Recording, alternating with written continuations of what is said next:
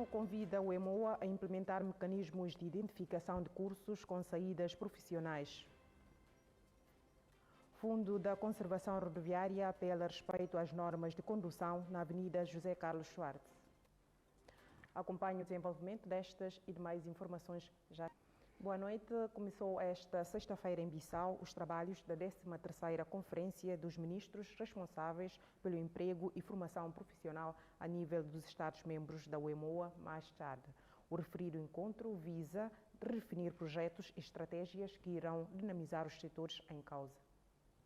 Após 2 dias de debates e observações técnicas sobre emprego e formação profissional no espaço UEMOA, os ministros responsáveis da área entraram em ação esta sexta-feira em Bissau para finalizar propostas e ideias apresentadas com vista a potenciá-las em prol das economias nos Estados-membros da organização. Na sua mensagem de boas-vindas, o ministro da Administração Pública, Emprego e Segurança Social afirma que o tema em questão constitui uma preocupação do governo guineense, pelo que convidou os participantes a contribuírem de forma positiva para a consolidação do referido projeto. O comissário da UEMOA para o Desenvolvimento Humano assegura que a União Económica Monetária Oeste-Africana está disposta a apoiar iniciativas que possam facilitar o avanço nos dois setores e felicita os ministros responsáveis do Fórum pela dedicação em busca do sucesso da organização. Igualmente, a ocasião serviu para a Ministra da Educação Nacional afirmar que o ensino técnico e formação profissional constitui alavanca para o desenvolvimento e foi ainda mais longe, apontando estudos que revelam no país cerca de 90% de pessoas que operam no ramo informal. Martina Muniz aproveitou o encontro de Bissau para propor a formação inicial e contínua de formadores, a implementação de mecanismos de identificação de cursos com saídas profissionais, realização de estudos e perspectivas de aprendizagem, entre outros aspectos ligados ao setor. À margem dos trabalhos, o encontro ficou marcado com a animação cultural do Grupo SCAD de Kuntura.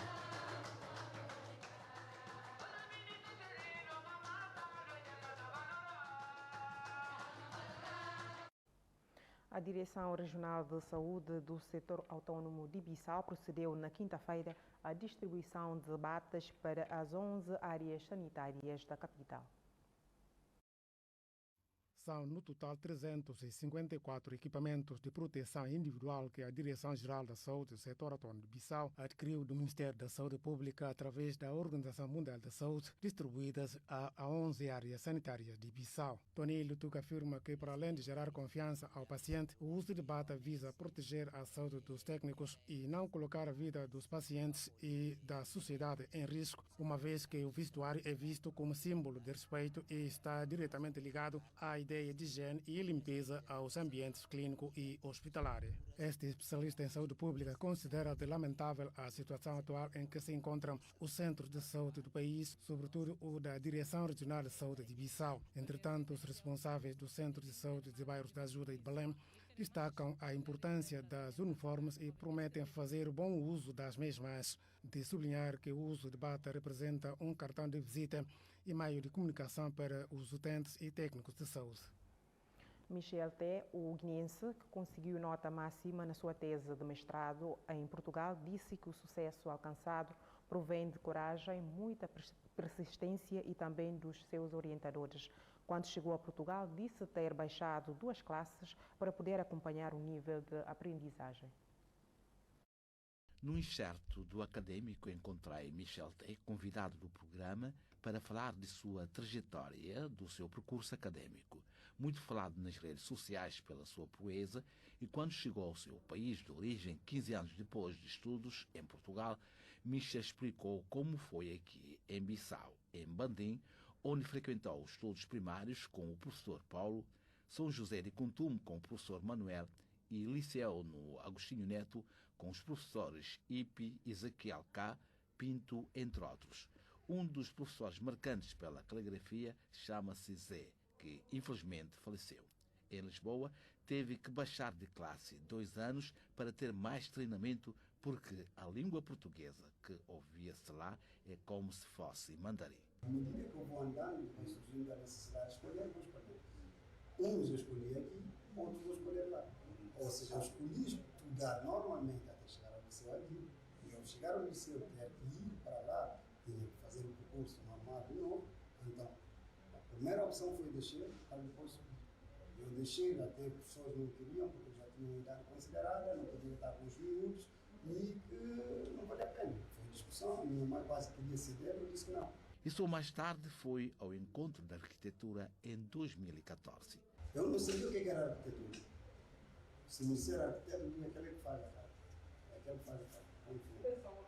Mas se a ideia é continuar a estudar, como eu disse, a gente vai descobrir o que é que está lá para frente. Se chegarmos a esse ano, sabemos que há dois agrupamentos para fazer: arte e ciência. Se for para a arte, ainda outros caminhos aí. Então a arquitetura vai surgir na ideia de o que é que está lá para frente para se fazer. São belas artes. Ou seja, arquitetura, escultura e pintura. Mestrado do qual se fala foi com grande dificuldade, mas a coragem e persistência falaram mais alto.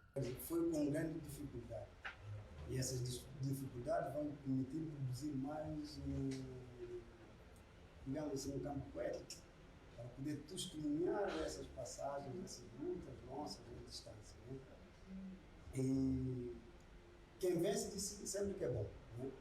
É de mostrar a coragem, a persistência e tudo mais. A poesia foi companheiro de caminho.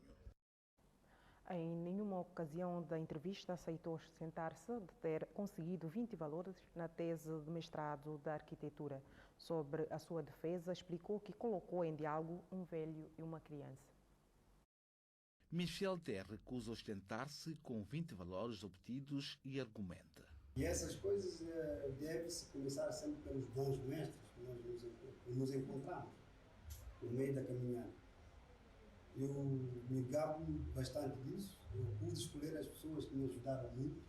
Eu falo do Jorge Ribeiro, que é o meu professor de matemática, foi o meu professor de matemática, foi o meu professor de estrutura e estática também, que vim a solicitar como sendo orientador na parte de estrutura. E o outro professor, que foi o meu professor de terceiro ano, que é o Pedro Ravara, também um professor de arquitetura, eu escolhi para o campo da arquitetura, que gostei também muito de poder trabalhar com ele. Uma realidade que ajudou a sonhar. E dizer isso é como quem diz que eles me permitiram sonhar, de forma que me obriguei também a responder de igual modo na ideia de lhes agradar e a mim próprio naquilo que eu vou propor. E por isso eu agradeço aqui, porque as falas, quando a voz sai, propaga, né? Se vierem a ouvir, e que saibam que ainda considero muito esse momento. E o título da dissertação é Museu, o agente exterior do homem, uma narrativa africana para a literatura. É ter lido os bons mestres. Quando nós olhamos para Amadou Ampanteba, e ele nos diz os primeiros arquivos e bibliotecas do mundo já foram celebrados dos anos. E se o museu é o lugar de memória, e que o cérebro dos homens já foi em momento, biblioteca em lugar de arquivos, nada se difere. Um se estende do outro. E vou considerar o museu uma extensão. Um museu físico construído com propriedades que conhecemos. E todos os subsídios procurou-os em política, história, poesia, filosofia e na narrativa africana. Colocou em diálogo um velho e uma criança. Essas duas pessoas, em que a criança questiona com saber e o mestre responde também com saber. Então aí vou jogando por que o museu exterior é sintético, outro é orgânico, outro é tipo divino. E tudo gira à volta do homem. Explicações detalhadas no programa O Académico. As feirantes estão insatisfeitas com a forma como o Ministério das Pescas, através dos seus agentes, distribuíram as 5 toneladas de peixe nos mercados nacionais.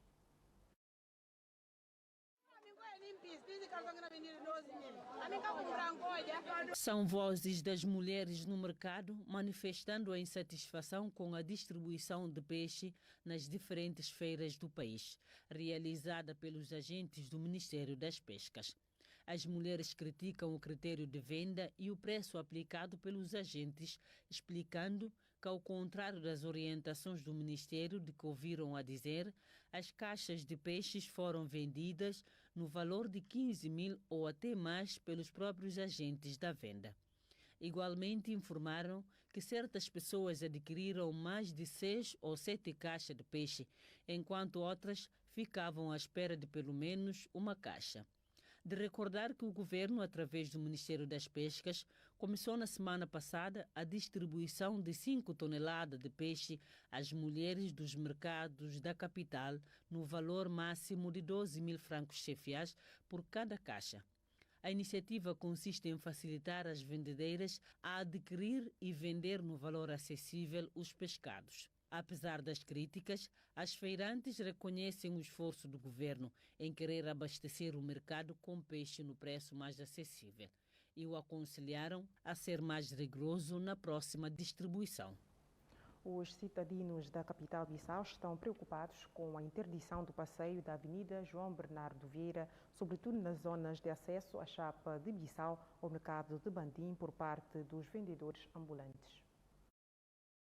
Os cidadãos da capital Bissau estão preocupados com a interdição do passeio da Avenida João Bernardo Vieira, sobretudo na zona de acesso à chapa de Bissau ao mercado de Bandim, por parte dos vendedores ambulantes, que obriga muito das vezes a população a andar nas estradas em vez do passeio. A preocupação dos cidadãos foram reveladas à televisão nacional, que esteve no local para inteirar do condicionamento que os vendedores ambulantes colocam à população. Segundo os nossos entrevistados, é inaceitável a ocupação do passeio para quem quer que seja, uma vez que é reservada somente para a passagem das pessoas e não pode e nem deve ser transformada no mercado de calçados, roupas, entre outros. Muitas das vezes, os peões são obrigados a andar na estrada e correm risco de serem atropelados pelas viaturas. A equipa de reportagem da TGB constatou também que o espaço da estrada está a ficar cada vez mais reduzido com o estacionamento das viaturas que ficam horas e horas paradas no local. Por isso, os cidadãos pedem a intervenção da Câmara Municipal de Bissau em pôr cobro à situação como forma de evitar as consequências futuras. O diretor executivo do Fundo da Conservação Rodoviária exorta aos motoristas sobre a necessidade de respeitarem as normas de condução na via pública e da importância da preservação do bem comum. Yaguba Diallo falava numa entrevista exclusiva à TGV. Os cidadãos da capital entrevistados pela televisão nacional reagem com satisfação à reconstrução da Avenida José Carlos Soares. Na opinião dos nossos entrevistados, a iniciativa é de louvar, visto que a referida avenida não oferecia mínimas condições para a circulação de viaturas. Por isso, pedem ao governo que não poupe esforço e que faça intervenções do género nas outras localidades ou vias a nível da capital e do interior do país. Quem também reagiu com satisfação é o diretor executivo do Fundo da Conservação Rodoviária. Este responsável apela aos motoristas no sentido de pautarem pelo respeito das normas de condução na via pública e alerta que o referido troço é muito estreito, de modo que não é aconselhável o estacionamento de viaturas por longas horas. O governo inaugurou recentemente a Avenida José Carlos Soares, com uma extensão total de mais de 600 metros, 12 de largura, com passeios e postes de iluminação do painel solar, incluindo também a sinalização. Os novos membros do Conselho Guineense para a Paz e Cooperação tomaram posse hoje. A organização que luta em busca da paz contra o fascismo e o colonialismo, constituída por tempo indeterminado, com personalidade jurídica e sem fins lucrativos, impulsaram os seus novos corpos sociais. O evento juntou vários jovens vindos de diferentes organizações que defendem a causa. A Guiné-Bissau tem dado passos importantes na construção de um Estado democrático e de direito. No entanto, estas conquistas não estão ainda plenamente incorporados com uma cultura democrática. A nossa querida Guiné apresenta ainda dificuldades que impedem a plena materialização dos direitos públicos, econômicos, sociais e culturais e que afetam a paz duradoura que todos almejamos. É imperativo unir esforços para que juntos possamos promover e consolidar uma cultura de direitos humanos e de cidadania. Para que haja mudanças de paradigma, para que uma realidade seja mudada, é preciso que o poder público priorize uma política de atenção integral aos direitos humanos, mas também é preciso que os seres humanos estejam dispostos a mudar esta realidade. Em representação da Ministra da Justiça, Idrissa Sarr reconhece o papel do Ministério na criação de condições para a realização da justiça. Essa iniciativa demonstra de verdade que a juventude está mesmo preocupada para que haja paz, enquanto um fenômeno social que é fundamental para que haja o desenvolvimento. Sem a paz não pode haver o desenvolvimento. E para falarmos já de desenvolvimento, é preciso que todos nós lutemos, não só a organização, e essa organização certeza que vai precisar de um apoio, não só do governo e de qualquer outras organizações também, que vão precisar de apoiar a iniciativa de jovens. Se calhar os jovens vão imprimir mais dinâmica de poderem chegar onde é que as outras organizações não conseguiram chegar para a luta e a busca da paz. Portanto, para que haja paz é preciso respeito dos princípios que existem, que permitem que todos nós vivamos em pé de igualdade. A paz não significa só calar da arma, mas também é preciso que haja justiça de uma forma racional. Guiné-Bissau tem uma nova formação política, chama-se Movimento Social Democrático e foi hoje apresentado ao público no bairro de Missira. Joana Cobde Nhanca é fundadora e líder do referido movimento político. MSD, Movimento Social Democrático, foi apresentado publicamente durante um encontro da sua direção com os jornalistas das diferentes órgãos de comunicação social guineense. A fundadora e líder do MSD é Joana Cobde Nhanca, irmã do ex-presidente da República, o falecido Kumba Yala. Situação social política no país vive nesse momento longe daquele que foi sonhada para qual lutaram os nossos gloriosos combatentes da liberdade da pátria. Sabemos que a taxa de pobreza extrema acelera-se a um ritmo cada vez mais preocupante. As desigualdades sociais aumentam cada vez mais. Tudo essa realidade acima referida, a ausência de um Estado no verdadeiro sentido da palavra, isto é, capaz de adotar estratégias políticas consentâneas com a situação pelo contrário, assistem-se fragilidade das instituições judiciais, estão reféns dos atores políticos. A presidente do MSD recomenda reformas estruturais e profundas no país. Perante a situação gravíssima que o país se encontra e as más experiências de governo Njujado, entendemos que a transformação só pode ser feita com reformas estruturais profundas, mas na base de princípios democráticos, de aceitação da diferença, de acreditar que é possível reduzir até acabar com as desigualdades de forma pacífica, ordeira. Por isso, escolhemos as bases ideológicas e os princípios social-democráticos como orientação, abrindo possibilidade de reclamar com todos que defendem os valores humanistas. Na preparação para a criação das estruturas e órgãos de direção, a líder do Movimento Social Democrático garantiu aos jornalistas a participação do MSD nas eleições legislativas do próximo mês de dezembro. Faremos uma curta pausa para o intervalo. Até já. Sejam bem-vindos à segunda parte deste telejornal. João Lourenço assume as funções do Presidente da República de Angola pela segunda vez consecutiva. No seu discurso à nação, o chefe de Estado angolano prometeu lutar para o bem-estar social do povo e o progresso econômico da Angola. João Lourenço tomou posse como Presidente de Angola. O chefe de Estado e de Governo começou o segundo mandato esta quinta-feira com um discurso programático. O bem-estar social e a economia vão estar no centro da ação do Executivo. Continuaremos a investir no ser humano como principal agente do desenvolvimento, na sua educação e formação, nos cuidados de saúde, na habitação condigna, no acesso à água potável e energia elétrica, no saneamento básico.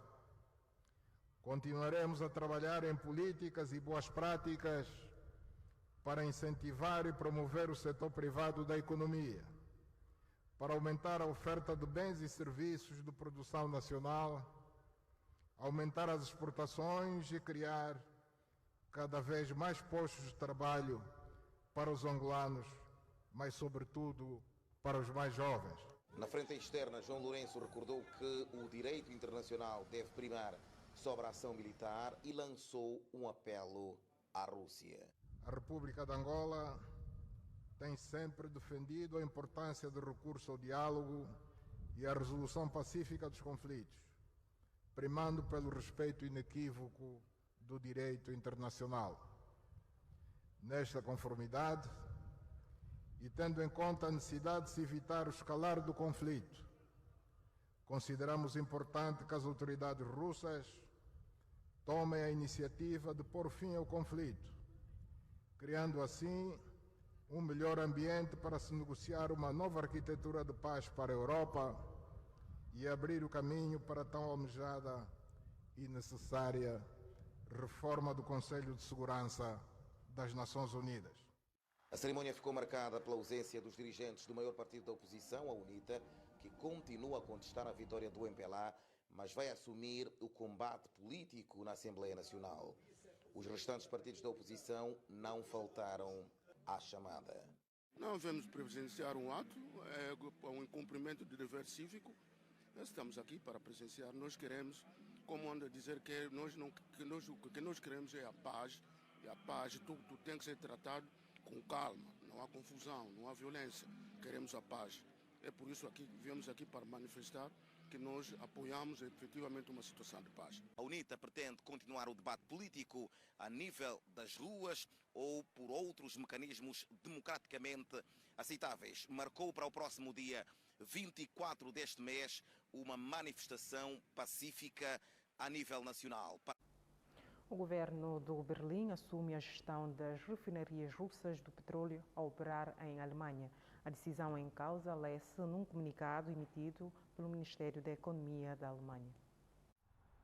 O governo de Berlim assume controle das refinarias de petróleo com capitais russos a operar na Alemanha, anúncio feito pelo Ministério Alemão da Economia. Em comunicado, explica-se que as empresas ligadas à russa Rosneft passam a ser geridas por uma agência federal, pondo já 3 refinarias na esfera pública. A companhia russa era até agora responsável por 12% do petróleo refinado na Alemanha e tinha anunciado que não iria seguir o embargo da União Europeia, que impede importações da Rússia a partir de janeiro. Pelo menos 10 pessoas perderam a vida e 3 desapareceram em consequência de intensas chuvas verificadas entre quinta e sexta-feira em Itália. Segundo as autoridades italianas, a Ancona é a região mais afetada pelas cheias. Preocupação no centro da Itália. Pelo menos 10 pessoas morreram depois de fortes chuvas que caíram entre quinta e sexta-feira na região.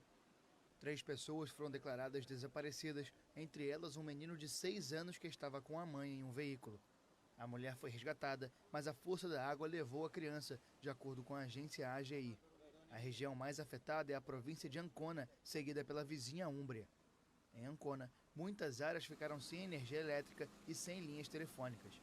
As escolas vão ficar fechadas nesta sexta nas cidades mais afetadas. De acordo com o jornal Corriere della Serra, a precipitação na quinta-feira foi de quase 400 milímetros de chuva, o equivalente à média de quase 6 meses na região. O presidente chinês visitou o Cazaquistão. A digressão de Xi Jinping visa cooperar com as autoridades locais no combate ao tráfico de drogas e crime organizado. O presidente chinês Xi Jinping chegou nesta quarta-feira ao Cazaquistão, na primeira viagem ao exterior desde o início da pandemia. O avião do líder chinês aterrissou pela manhã na capital Nur-Sultan. Ao descer da aeronave, foi recebido pelo presidente cazaque Kassym Tokayev. Depois da visita, Xi Jinping vai ao Uzbequistão para comparecer a uma cúpula dos dirigentes dos Estados-membros da Organização de Cooperação de Xangai. Os 2 países da Ásia Central fizeram parte da União Soviética e estão localizados em uma região no centro das novas Rotas da Seda, o vasto projeto do presidente chinês para melhorar os vínculos comerciais da China com o resto do mundo. De acordo com Xi Jinping, a China deseja cooperar com o Cazaquistão no combate ao tráfico de drogas e ao crime organizado internacional, além das chamadas Três Pragas, termo utilizado por Pequim para se referir ao terrorismo, ao separatismo e ao extremismo religioso. O governo chinês já utilizou esta fórmula para justificar a repressão da população muçulmana uigure em Xinjiang, região chinesa que faz fronteira com o Cazaquistão. Milhares de cazaques têm vínculos familiares com os habitantes de Xinjiang, onde são a segunda maior população de língua turca depois dos uigures. Na segunda etapa da viagem no Uzbequistão, Xi vai participar da cúpula da Organização de Cooperação de Xangai, composta por China, Rússia, Índia e Paquistão, além de 4 países da Ásia Central: Cazaquistão, Quirguistão, Tadiquistão e Uzbequistão. A situação política no Togo, as manifestações no Tchad e a criação de empresas no Gabão marcam a África Resumo desta sexta-feira.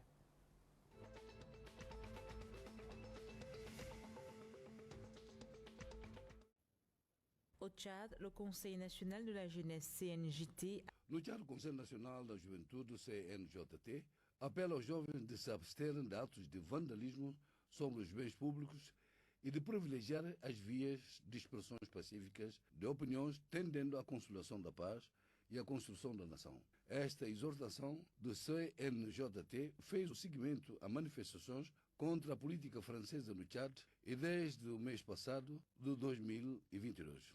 O CNJ estima que o direito de manifestação não será justificado em nenhum caso de atos de violências. O Conselho encoraja igualmente o governo ao respeito da pluralidade de opinião e também privilegiar as vias de escuta e do diálogo.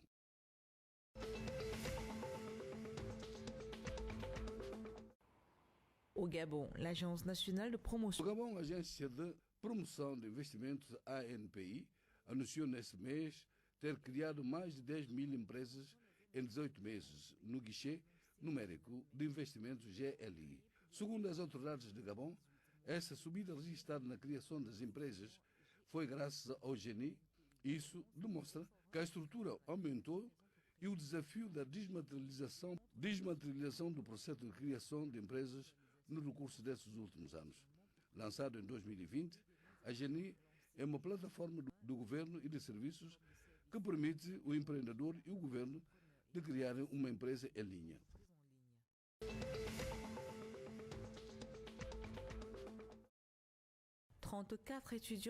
34 estudantes receberam neste ano de 2021, no quadro do projeto de relançamento e do desenvolvimento do Lago Tchad, PROLAC, o envelope de 2 bilhões e 750 mil milhões de francos CFAs dado pelo Banco Mundial. Este financiamento deverá permitir fazer investigações na matéria de melhoramento da resiliência das populações da região da bacia do Lago Tchad. Segundo o Jornal da Região, uma segunda seleção de beneficiários terá lugar neste corrente ano de 2022 e isso irá permitir um grande número de investigadores que se estima a 80 pessoas.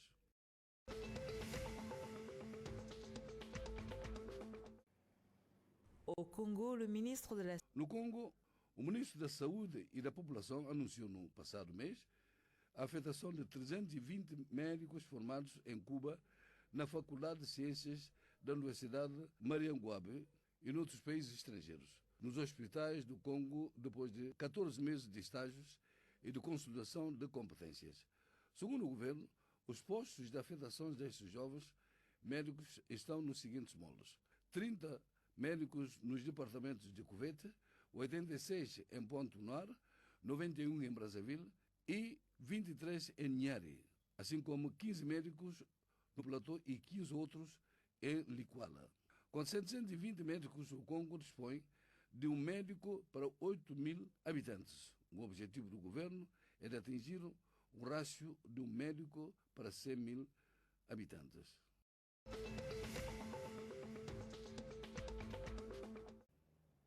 En République démocratique du Congo. Na RDC, o presidente Félix Tshisekedi recebeu em audiência o boxista Martin Bakole, que veio apresentar a sua cintura de campeão que ganhou neste ano em Paris, depois da sua vitória face ao francês Tony Yoka.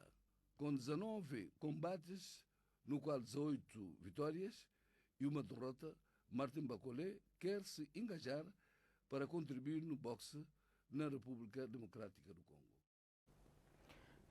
Estamos a fechar o telejornal de hoje, sexta-feira. Muito obrigada por nos acompanhar. Até amanhã na mesma hora.